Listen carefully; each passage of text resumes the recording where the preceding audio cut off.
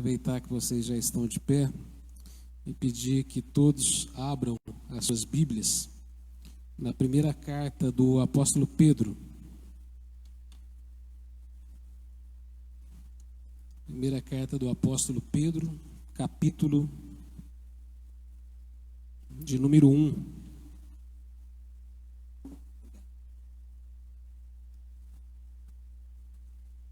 Nós vamos fazer a leitura dos versículos 3 até o versículo de número 12. Como a gente está com um texto um pouco maior aqui, eu estou com a tradução NVT, a mesma que vocês vão acompanhar aí no telão.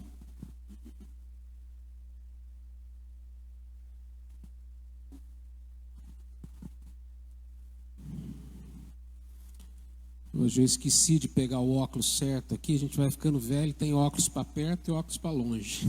Hoje eu peguei o de longe. Então se eu tirar o óculos, pôr o óculos, tirar o óculos, pôr o óculos, vocês não assustam não.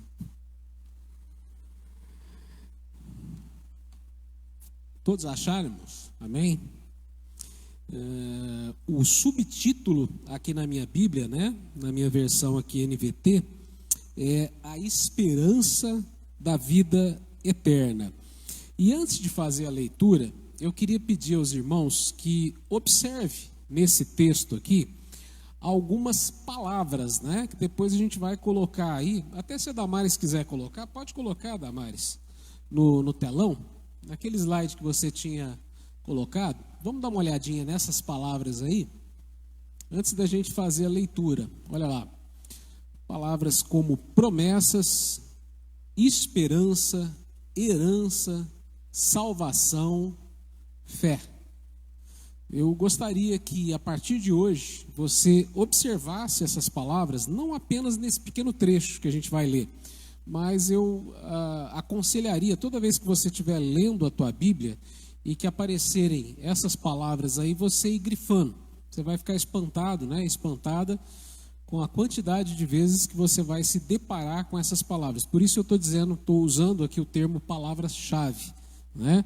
E nesse pequeno texto que a gente vai ler, você vai ver essas palavras aí. Então, na leitura que eu farei agora e você vai acompanhar, eu queria que você acompanhasse com atenção e principalmente que você observasse a existência dessas palavras nesse texto. E depois você vai entender por que aí no decorrer do nosso estudo.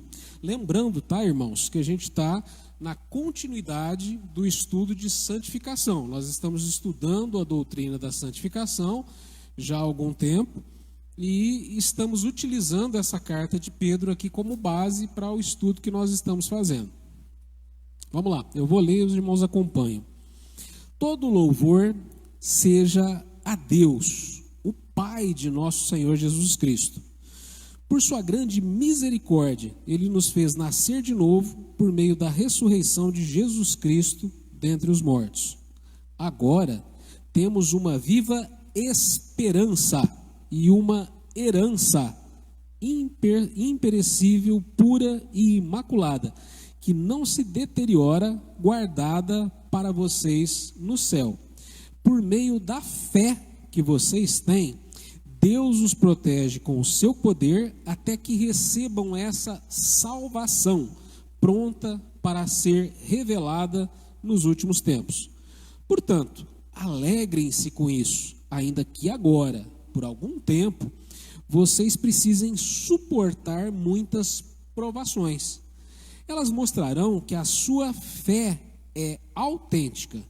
Como o fogo prova e purifica o ouro, assim a sua fé está sendo experimentada. E ela é muito mais preciosa do que simples ouro. Isso resultará em louvor, glória e honra no dia em que Jesus Cristo for revelado. Embora nunca o tenham visto, vocês o amam. E ainda que não o vejam agora, creem nele e se regozijam com alegria inexprimível e gloriosa, pois estão alcançando o alvo da sua fé, a sua salvação. Até mesmo os profetas queriam saber mais a respeito dessa salvação e investigaram a respeito quando profetizaram acerca da graça preparada para vocês. Buscavam descobrir a que tempo ou ocasião se referia o Espírito de Cristo que neles estava ao predizer o sofrimento de Cristo e a sua grande glória posterior. Foi-lhes dito que suas mensagens não eram para eles, mas para vocês. E agora, essas boas novas lhes foram anunciadas por aqueles que pregaram pelo poder do Espírito Santo enviado do céu.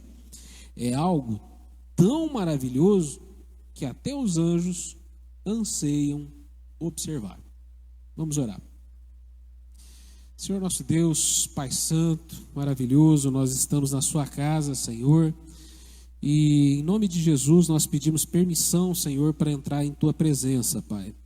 Pai, queremos primeiramente pedir perdão, Senhor, por todas as nossas falhas e pecados, e pedir que o Senhor agora venha preparar a nossa mente e o nosso coração para receber a tua palavra. Senhor, o Senhor sabe que não tenho nada de mim mesmo para poder oferecer, mas me coloco aqui, Senhor, como um canal, Senhor, que o Senhor possa usar, Senhor, a cada um de nós nessa noite, que o Senhor possa me usar para falar, Senhor, da tua palavra, e que o Senhor possa me ensinar e ensinar os meus irmãos aqui presentes. Que em tudo isso, Pai, haja, Senhor, a direção, a sabedoria e a unção do teu Espírito Santo. É a oração que nós fazemos em nome do teu Filho Jesus. Amém. Os irmãos podem se assentar.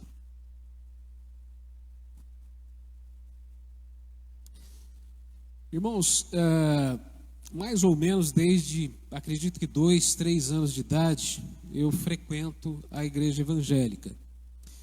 E nos primeiros anos, eu posso dizer que na minha infância e no início da minha mocidade, eu frequentei igrejas que sempre enfatizaram muito o crer. Se você crê de fato, e você aceitar Jesus Cristo como seu Salvador, você será salvo. Se você simplesmente acreditar, se você crer, e se você levantar a tua mão no apelo e você aceitar Jesus no teu coração, você será salvo. Então, basicamente, essa era a ênfase dessas igrejas. Depois, um pouco mais, eu passei a conhecer também igrejas que tinham uma ênfase um pouco diferente.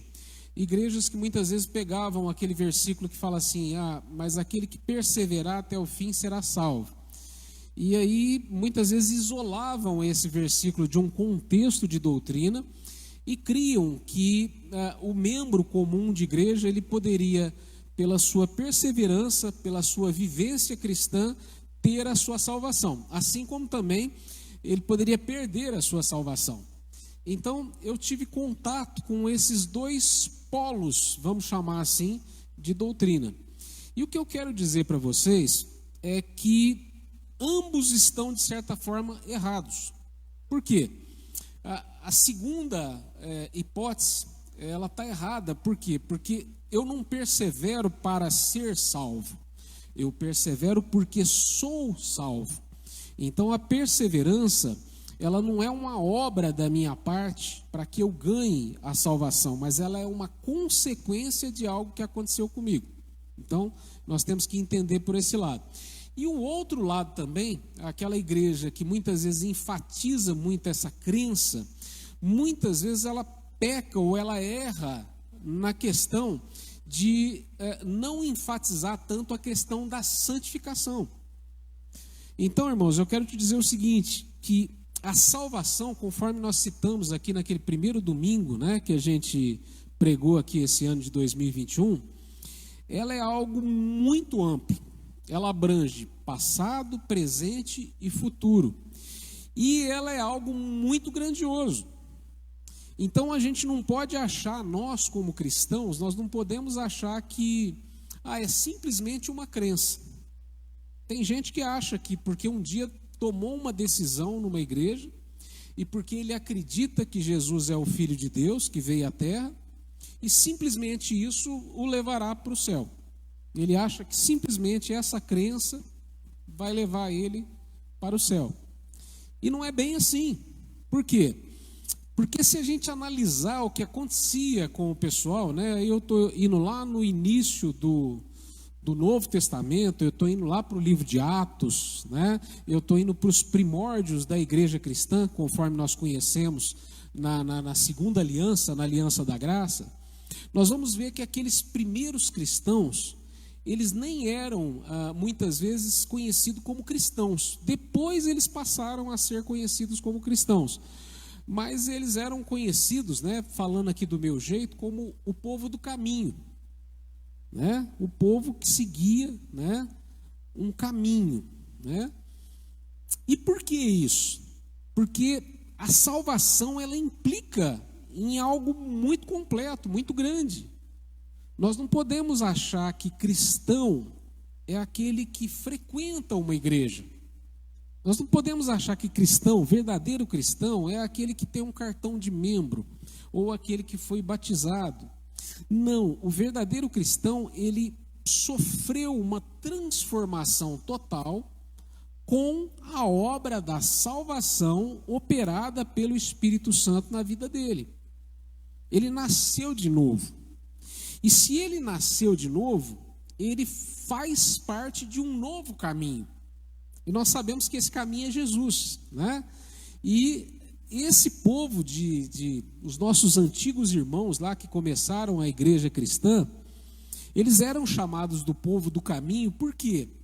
Porque havia uma conversão na vida deles. Então, antes eles andavam com esse mundo, eles andavam, né, conforme diz o apóstolo Paulo, no curso desse mundo. E quando então eles ouviram as boas novas a respeito da salvação, quando então eles ouviram do Evangelho de Jesus Cristo, e o Espírito Santo tocou na alma, no profundo do coração deles, e deu a eles uma convicção de pecado, e essa convicção de pecado gerou um arrependimento, gerou uma metanoia, uma mudança de pensamento. Esse povo então mudou de caminho. E passou a seguir não por caminhos, mas pelo caminho. E nós sabemos que Jesus, ele disse: eu sou o caminho, a verdade e a vida. Então, olha só, esse povo, diferente muitas vezes daquilo que a gente escuta hoje em dia por aí, eles entraram por um caminho mais difícil. Eles entraram por um caminho mais apertado. Né? Quem estuda a história cristã vai perceber que o que aconteceu com aquele povo no princípio era muito sério. Eles perdiam as suas propriedades, perdiam os seus empregos, perdiam muitas vezes a sua vida, eram martirizados, eram mortos, eram perseguidos, né? Tamanha perseguição que acontecia. Mas mesmo assim eles entravam por aquele caminho, eles se separavam desse mundo. Eles se seguravam nas promessas de Deus e eles tinham essa grande esperança. Por quê? Porque eles receberam uma fé, e essa fé mudou tudo. Então, olha só, houve uma mudança completa, aquilo que a gente chama de conversão. Então, a salvação, irmãos, é essa tão grande obra. Não existe algo como falar assim, olha, eu creio em Jesus Cristo, mas eu não mudo de vida. Eu creio em Jesus Cristo, mas eu não estou numa guerra contra o pecado. Eu creio em Jesus Cristo, mas eu não estou aperfeiçoando a minha vida no dia a dia. Eu creio em Jesus Cristo, mas eu não estou lutando contra as tentações que vêm pelo caminho, as provações. Eu não estou lutando contra o próprio pecado que eu sei que habita ainda na minha carne. Não existe isso. Não existe eu creio em Jesus Cristo, eu creio que eu sou salvo, mas eu não me esforço para viver a vida cristã. Eu não me esforço para ter uma mentalidade diferente, eu não me esforço para andar de uma maneira diferente. Esse era o povo do caminho, entende? Era o povo que andava de forma diferente. E isso é santificação. Santificação é quando você entende que Deus te santificou, Deus te separou. Ele te separou, Ele te consagrou. Ele te consagrou para quê? Para que você passe a fazer não agora a sua vontade, que antes você fazia quando andava no curso, no caminho desse mundo, no reino das trevas. Mas se Ele te chamou, se Ele te amou, se Ele te escolheu, você entende que você tem que se esforçar, porque agora você não pertence mais a esse reino das trevas. Você pertence a um reino de luz. E agora, você não quer mais fazer a sua vontade. Aliás, a sua luta é para subjugar muitas vezes a sua vontade. Vontade essa que muitas vezes ela é tendenciosa ao pecado, muitas vezes. E você então vai lutar para poder subjugar aquela vontade e para você fazer a vontade de Deus. E qual é a vontade de Deus? A Bíblia vai falar que essa é a vontade de Deus, a vossa santificação. E a Bíblia vai falar também lá em Hebreus que sem essa santificação, sem santidade, ninguém verá a Deus. E aqui na sequência desse estudo que nós estamos fazendo aqui em Pedro, vocês vão ver que nos próximos versículos, o autor aqui, Pedro, ele vai pegar lá aquele versículo do Velho Testamento, onde o próprio Deus falou assim, olha, sejam santos, sede santos porque eu sou santo. Então o que eu estou querendo dizer para os irmãos aqui? Eu estou querendo dizer o seguinte, que sem você se esforçar nessa batalha pela santificação, sem você entender que ser cristão é entrar numa guerra contra as influências desse mundo, numa guerra contra a tua própria carne, contra o teu próprio pecado, que ser cristão é vencer as tentações, é vencer o pecado, é empreender essa questão com muito esforço, com muita batalha.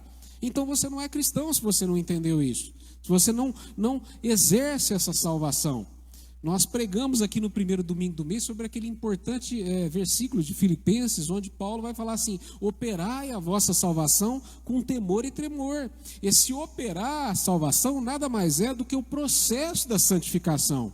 É isso, é essa luta pela renúncia, por subjugar a nossa carne, por mudar a nossa mentalidade, por mudar a nossa maneira de viver. É isso. Isso é santificação, isso é entender que o Senhor nos separou, e se Ele nos separou, nós temos que empreender esforços para quê? Para que estejamos na Sua presença, para que o conheçamos cada vez mais, e para que conhecendo a Ele cada vez mais, e conhecendo cada vez mais a doutrina da Bíblia, o ensinamento da Bíblia, nós mudemos de vida. Então tem que haver uma mudança radical. Essa mudança radical é uma mudança de mente, da maneira que a gente vai pensar, é uma mudança dos nossos gostos, das nossas vontades, das nossas afeições, é uma mudança dos nossos hábitos, dos nossos costumes, é uma mudança do nosso jeito de falar, é uma mudança da nossa companhia, né, das pessoas que a gente vive junto, é uma mudança radical. E essa mudança, muitas vezes, ela traz uma luta. Muitas vezes aquele que antigamente era visto como um cara muito sociável, uma pessoa legal, isso aqui, agora ele é visto como um esquisito. Essa pessoa é esquisita. Agora o negócio dela é só a Bíblia, o negócio dela é a igreja, o negócio dela, ela está pensando na vida eterna, na vida que vem depois, entende? Mas isso é santificação. Isso é santificação. É por isso que Jesus vai falar assim, que nem todo aquele que me diz Senhor, Senhor, entrará no reino dos céus, mas aquele que faz a vontade do meu Pai. E a vontade do meu Pai é a santificação. Entende? Então a salvação é isso. A salvação não é nem ser perseverar e achar que porque você está perseverando, você está ganhando a sua salvação. E a salvação também não é você levantar a mão e falar, aceitei Jesus, estou salvo, uma vez sempre salvo, e posso viver de qualquer jeito. Não é. A salvação é essa obra completa. Eu me lembro de estar lendo um determinado dia, um livro do John Piper.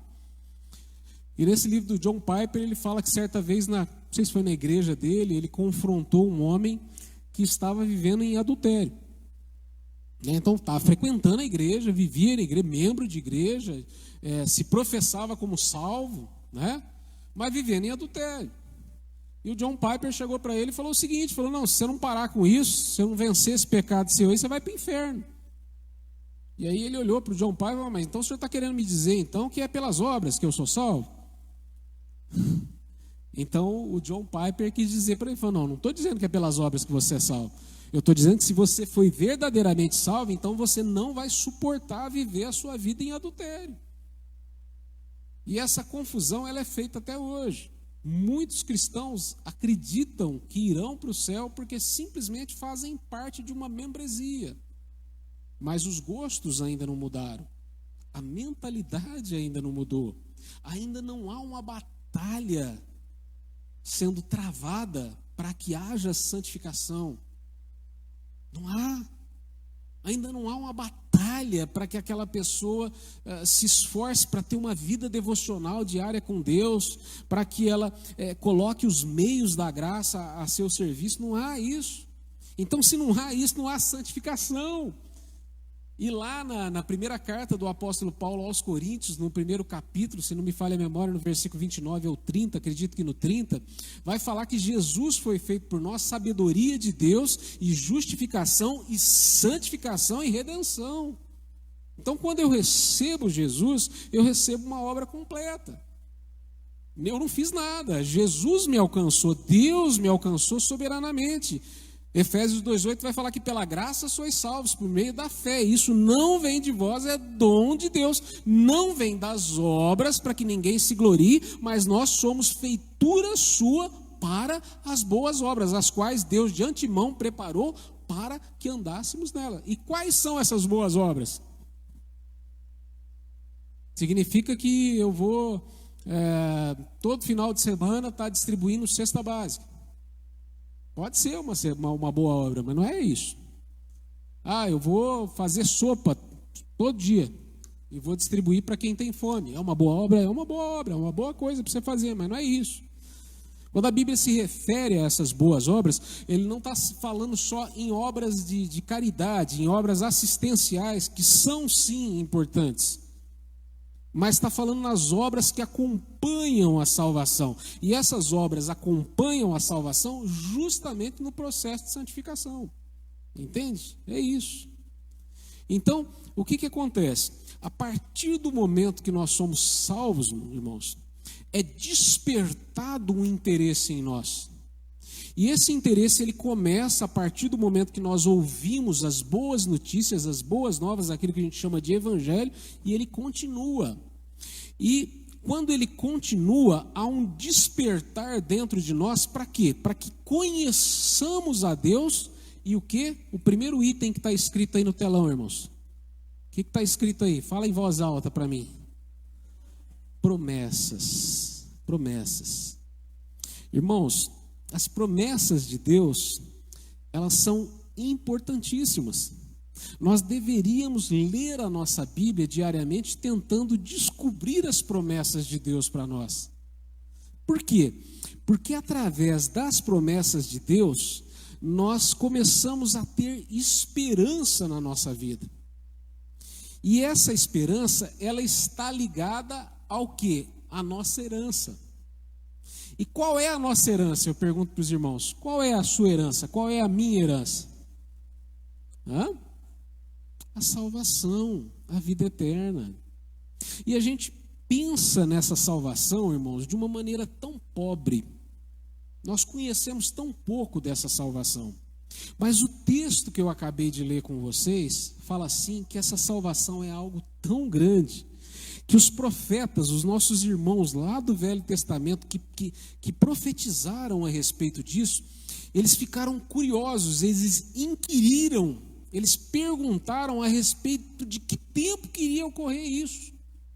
Essa grande obra de Deus, essa concretização dessa grande obra de Deus, em que tempo iria ocorrer isso? Os profetas, eles falaram, eles perguntaram a respeito.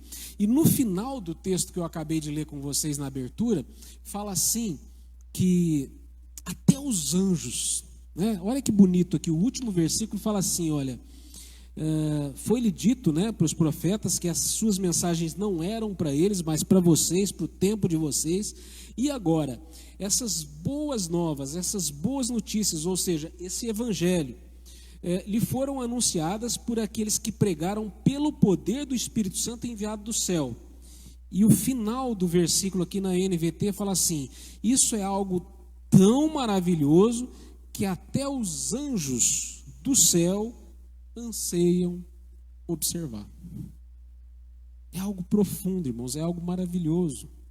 essa nossa herança, conforme nós dissemos aqui em estudos anteriores, ela não é pouca coisa. Se você quiser ter um gostinho dessa nossa herança, leia na tua casa depois ali os últimos capítulos de Apocalipse, que começam a descrever a nova Jerusalém, começam a descrever esses novos céus, nova terra, essa nova realidade. E você vai se deparar com coisas maravilhosas.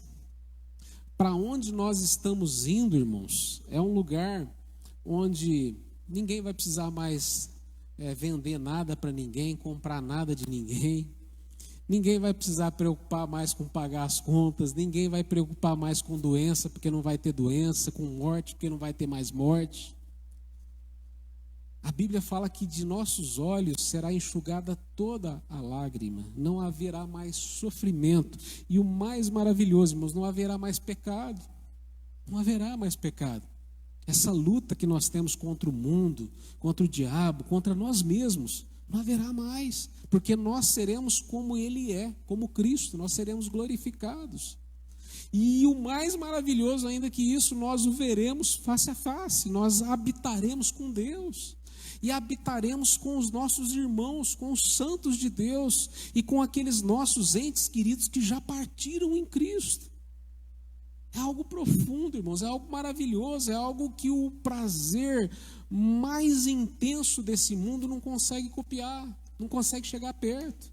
Vira grãozinho de areia, entende? É essa grande salvação, tão grande que os anjos do céu pararam como espectadores. E aí, quando a gente lê um pedaço de texto todo desse, observe que aqui, no início de 1 Pedro, versículo 3, fala assim, que todo louvor seja dado a Deus, né? Vai falar aqui da salvação, da ressurreição que nós temos em Cristo Jesus, do nosso nascer de novo, e fala assim, agora, irmãos, nós temos uma viva esperança, olha a palavrinha de novo ali, uma viva esperança e uma herança imperecível. E observe que depois ele vai falar que tudo isso está guardado por Deus, né? Através do quê? Através da fé. Então, através da fé, irmãos, nós tomamos posse de tudo isso aí, que está aí. Olha como que a fé é maravilhosa. Através da fé, a gente toma posse dessas promessas, nós temos essa viva esperança dentro de nós, com base nessa herança, que é a nossa tão grande salvação. E o texto que eu acabei de ler com vocês, ele fala também, né, que essa fé, por enquanto, ela tem que ser provada, que existirão tentações, que existirão provações, mas que isso não é necessariamente algo ruim. Muito pelo contrário, fala que a sua fé está sendo provada e o que resultará daquilo é muito maior do que o simples ouro que perece. Entende? Então, olha só, no final aqui ele vai falar o seguinte, olha, ele vai falar dessa fé e ele vai falar assim que vocês estão alcançando o alvo da sua fé. E qual que é o alvo da nossa fé, irmãos? Qual é? Vocês leram o texto comigo, A nossa salvação, está aqui, o alvo da nossa fé é a nossa salvação. E olha só, por que Pedro estava falando tudo isso para aquele pessoal? Conforme eu falei lá no primeiro estudo, tudo isso estava trazendo consolo, irmãos, tudo isso estava trazendo esperança para esse pessoal. E se depois nós formos ler, né, eu não vou ler aqui porque o nosso tempo é pequeno hoje, mas depois eu pretendo ler isso num próximo estudo, Hebreus 6, a partir ali do versículo 16 para frente, vai falar algo interessante para nós. Vai falar o seguinte, que a esperança é a âncora da alma. Então deixa eu te dar um exemplo, para você tentar entender o que está acontecendo aqui. E é a mesma coisa que acontece hoje na minha e na sua vida. Um pouco diferente, mas é a mesma coisa. Pensa num barco atravessando o mar. Às vezes esse barco ele entrou no mar e o mar estava calmo. Sabe? Aquele mar tranquilo, sossegado, tal. Mas de repente o mar começa a ficar revolto. De repente o barco começa a chacoalhar.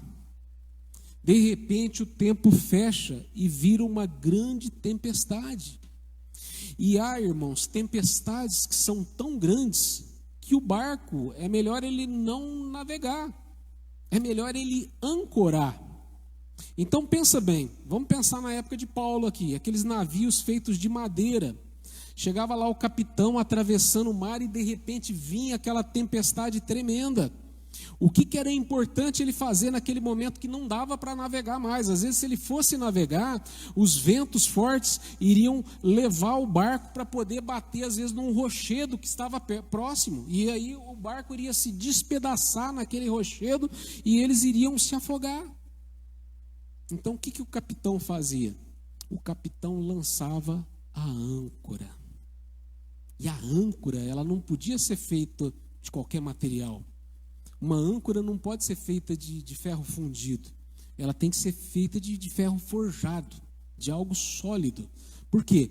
Porque ela é que naquele momento vai prender o navio ao fundo do mar firmemente até que passe a tempestade. E a Bíblia, lá em Hebreus, nesse texto que eu estou citando para vocês, no capítulo 6, vocês vão ver lá que fala assim, que a esperança, ela é a âncora da alma. Então, olha só, nesse mundo, irmãos, nós estamos atravessando o mar desse mundo. E nós somos assolados por tempestades. Nós somos assolados, conforme diz o nosso texto aqui, por provações. Nós somos assolados por tentações. E é importante nós termos uma âncora. E a esperança é justamente essa âncora. Então, por que eu tenho que conhecer a Deus? Por que eu tenho que conhecer as promessas de Deus? Porque quando pela fé eu me aposso dessas promessas, eu creio nessas promessas, falo, não, peraí, se está escrito aqui, eu creio. E eu creio que é para mim. E pela fé eu tomo posse de tudo isso que está aqui. Eu creio naquilo que está aqui. E eu creio com a mente de uma criança. Eu creio sem questionar. Eu creio porque eu acredito que isso aqui é a palavra de Deus, é a verdade e é inspirada pelo Espírito Santo de Deus. Quando eu coloco essa fé em prática, eu tomo posse dessas promessas e aquilo me dá uma esperança. E essa esperança me sustenta para que eu possa atravessar a tempestade desse mundo e não naufragar. Entende? Essa é a importância disso, irmãos. É a importância de tudo isso. Então, quando a gente vem à casa de Deus, como nós estamos hoje aqui, a gente vem para quê? Para receber aquilo que eu chamo de um corpo de doutrina. O que é esse corpo de doutrina? É um conjunto de ensinamentos. Mas a gente nunca pode perder de vista o porquê. Eu queria que colocasse o outro slide aí, né? Esse aí, duas coisas, né? Tem duas coisas muito importantes que a gente tem que entender. Eu vou voltar no exemplo do mar aqui, tá? Eu só tive a oportunidade de fazer uma viagem de navio, foi no final do ano de 2012. E quando eu fiz aquela viagem de navio, eu fiquei pensando na responsabilidade do capitão. Porque eu olhei aquele navio e pensei assim, gente, mas quantos milhões de dólares custa um navio desse? É caro, né? Muito caro. E com esse tanto de gente aqui dentro desse navio, se esse capitão faz uma besteira e ele afunda e morre esse tanto de gente aqui, quanto que será que essa empresa vai ter que pagar de indenização? O Alan está aqui que é advogado, né? O negócio é feio, né, Alan? É feio, não é? Então, observe a responsabilidade do condutor daquele navio, do capitão. Aí eu te pergunto, você acha que uma empresa que tem um navio que vale milhões e milhões de dólares e que tem milhares de pessoas, às vezes, dentro daquele navio, ela vai pegar qualquer um para ser o capitão? Não, peraí, eu acho que você é legal, gostei de você, vai lá ser o capitão. Não é assim. Esse capitão, seja um capitão, ou seja um piloto de avião, ou seja qualquer área da atividade humana, ele vai ter que ser preparado antes. Então, antes, ele vai receber aquilo que eu estou chamando aí de corpo de doutrina. Ele vai receber um conjunto de ensinamentos teóricos, sim. ele vai receber um monte de ensinamento. A hora que eles falarem assim, não, peraí, agora ele já entendeu a parte teórica.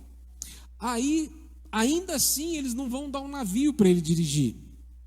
Eles vão colocar ele do lado de um capitão experiente, de alguém que já está acostumado a passar por tempestades e mais tempestades. E aí ele vai ficar ali como um ajudante, como um aprendiz em certas outras profissões, né? No direito ele é um estagiário, na medicina ele é um médico residente, né? Ele está ali aprendendo ali os primeiros passos da prática. Mas tudo isso tem um segundo passo, que é o que está aí no telão, que é uma aplicação prática. Então, onde que eu estou querendo chegar aí, irmãos? Quando eu e você, nós lemos a palavra de Deus, o nosso objetivo é estudar a palavra de Deus. E nós temos que estudar a palavra de Deus para conhecer mais a Deus e conhecer as promessas de Deus e os ensinamentos e os mandamentos de Deus. Tudo isso forma em nós um corpo de doutrina. Mas para que eu conheço isso? Para falar assim, Alan, eu conheço mais que você. E o Caio conhece mais do que eu e que você. É para isso que a gente... Não. Eu tenho que ter esses conhecimentos com o mesmo objetivo daquele jovem que quer ser um capitão. Para que eu possa um dia pegar o meu navio e atravessar esse mar. E eu sei que haverá momentos difíceis, haverá momentos de tempestade. Mas eu vou receber aquela promessa de Deus. E aquilo vai gerar uma esperança em mim. Eu vou estar com os olhos na minha herança. E eu vou entender algo do amor de Deus, eu vou entender algo da eleição divina, eu vou entender algo dessa tão grande salvação, e tudo isso vai me gerar uma esperança, e essa esperança vai me firmar, e aí não é qualquer vento de doutrina que vai me levar para lá e para cá. E quando eu estiver firmado nessa doutrina, eu começarei a colocar isso em prática na minha vida, e essa prática é a santificação. Então, olha a importância, irmãos, da gente participar de uma igreja onde a doutrina é correta. Olha a importância de você participar de uma igreja onde o verdadeiro ensinamento bíblico é colocado. Olha só, às vezes é muito legal quando você está numa faculdade, num curso qualquer, você ter aquele professor legal, né, que para tudo e de repente começa a ficar lá contando piada, ou de repente ele vai falar de futebol, ou ele vai falar de pescaria, ou ele vai falar de política e tal. Mas você está pagando para quê? Para receber os conhecimentos que vão te propiciar praticar uma profissão. É isso. Então, o que eu estou querendo dizer? Às vezes é muito legal você escutar aquela pregação ou participar daquela igreja que te dá palestras de autoajuda ou que fica filosofando a respeito de tantas coisas, né? E é muito perigoso isso, porque muitas vezes essas filosofias que a gente tem visto aí tem gerado, ao invés de fé, tem gerado dúvida. É isso que tem acontecido. Tem gente hoje em dia questionando a palavra de Deus, tem gente questionando as verdades bíblicas, tem pastores fazendo isso. E isso é antigo, irmãos, isso é antigo. Vocês pegarem a época de Spurgeon, logo no final do ministério de Spurgeon, estava sofrendo tudo isso, com a nova crítica e etc e tal. Mas nós temos que estar firmes, irmãos. E como que a gente vai estar firme? Tomando posse de tudo isso. Entendendo o que Deus quer para a nossa vida, entendendo as promessas de Deus, conhecendo a Deus, conhecendo a sua palavra. Isso vai nos dar esperança, vai nos dar firmeza. Nós vamos entender essa nossa grande herança que nós já tomamos posse aqui e que um dia nós vamos fruí-la de uma maneira integral, que é essa grande salvação. Mas tudo isso, irmãos, tem um objetivo: a nossa santificação. Que nós coloquemos a nossa santificação em prática. Depois você pode ler na tua casa. Se você ler aqui o próximo versículo, aqui o versículo 13, que a gente vai entrar no estudo seguinte, fala assim: depois que ele falou tudo isso, que ele citou essas palavras todas que eu falei para vocês, que ele citou a esperança, que ele citou a herança, que ele falou que essa grande herança, essa grande salvação, que é o alvo da nossa fé, ela também é guardada por Deus através da nossa fé. Depois que ele fala tudo isso, depois que ele fala que isso é algo tão maravilhoso e tão grande que até os anjos do céu desejam observar, ele vai falar no versículo 13 aquela palavrinha importante que eu citei naquele domingo. Ele vai falar, portanto. E aí? Agora que vocês receberam esse conjunto de ensinamentos, agora que vocês receberam esse corpo de doutrina, o que vocês vão fazer com isso? E aí ele mesmo responde, ele fala assim, portanto, preparem a sua mente para a ação e exercitem o autocontrole. Depositem a sua esperança na graça que receberão quando Cristo for revelado. Sejam filhos obedientes, não voltem ao seu antigo modo de viver quando satisfaziam os próprios desejos e viviam na ignorância. Agora, porém, sejam santos em tudo que fizerem, como é santo aquele que os chamou. Pois as Escrituras dizem, sejam santos porque eu sou santo. E aí ele continua, ele fala assim, lembre-se de que o Pai Celestial, a quem vocês oram, não mostra favorecimento. Ele os julgará de acordo com as suas ações. Por isso, vivam com temor durante o tempo como residentes na terra. Outras versões vão falar assim, durante o tempo da vossa peregrinação. Enquanto atravessamos esse mar, irmãos, esse mar dessa terra, e somos pressionados, oprimidos por tentações, por provações, por coisas diversas, nós temos que entender a seriedade do que está acontecendo. Nesse momento, a nossa fé está sendo provada. Nesse momento, a gente está fazendo aquilo que Pedro vai falar na sua segunda carta. Ele vai falar que se nós nos esforçamos para colocar tudo isso em prática, então nós vamos ter uma ampla entrada no reino de Deus. E então nós vamos fazer cada vez mais firmes o nosso chamado, a nossa vocação, a nossa eleição. Então toda vez que você ler a palavra de Deus, observe essas palavrinhas. Veja as promessas de Deus. Veja a palavra promessa. Veja a palavra herança. Veja a palavra salvação. E veja a palavra fé. E quando você vê a palavra fé, e eu encerro aqui, lembre-se do que é fé. Quando a gente vai dar uma definição de fé, a gente vai lá para Hebreus 11, versículo 1. E eu tive a curiosidade de ler esse versículo em várias versões. Quando fala assim, na Almeida, revista e corrigida, fala que a fé é o firme fundamento das coisas que se esperam. Na NVT vai falar que a fé mostra a realidade das coisas que se esperam. Na King James vai falar que a fé é a substância das coisas que se esperam. E na Almeida século 21 vai falar que a fé é a garantia das coisas que se esperam.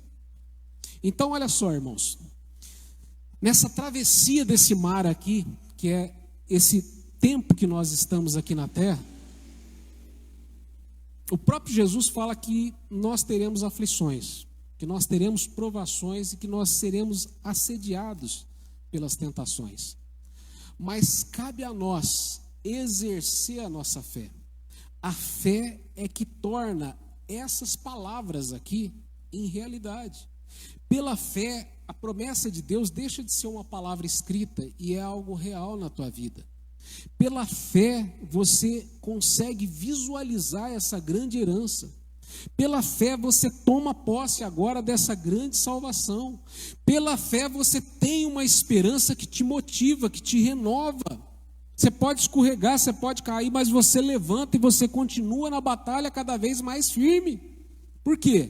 Porque a fé, ela dá substância a isso tudo. Você passa a vislumbrar aquilo que você não poderia ver de outra maneira, mas você vê através da fé. A fé é essa garantia, é essa substância, é essa maneira de nós tomarmos posse de tudo isso. Então, a palavra que eu tenho para vocês nessa noite é: lembre-se de que a salvação é muito grande, irmãos. A nossa herança é muito grande. E nós temos que ter essa grande esperança, essa esperança viva. Existe um ditado aí no mundo que fala assim que enquanto há vida, há esperança, né? Mas lembre-se que a recíproca é verdadeira. Enquanto há esperança, há vida.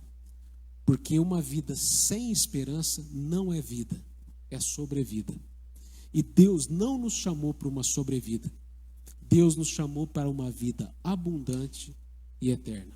Amém? Fique de pé, vamos orar.